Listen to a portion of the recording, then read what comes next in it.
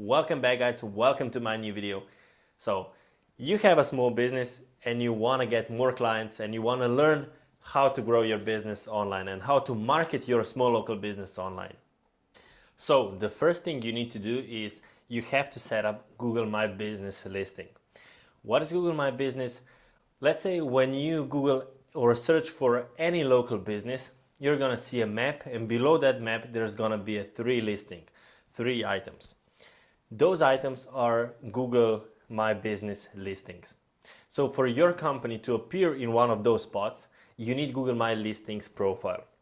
So how to create one? You just search for Google Business Profiles and you create a profile for your company. Next thing you have to do is optimize your website for local searches. And how to do that?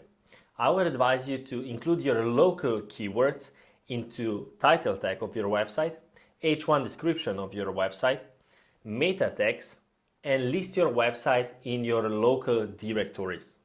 When you've done all that, make sure that you include your local business address on the main pages of your website. These were a few tips on how to improve your local SEO and how to market your small local company online. If you're interested in more content like this and in more videos that will help you grow your business online, make sure to check out other videos and please subscribe.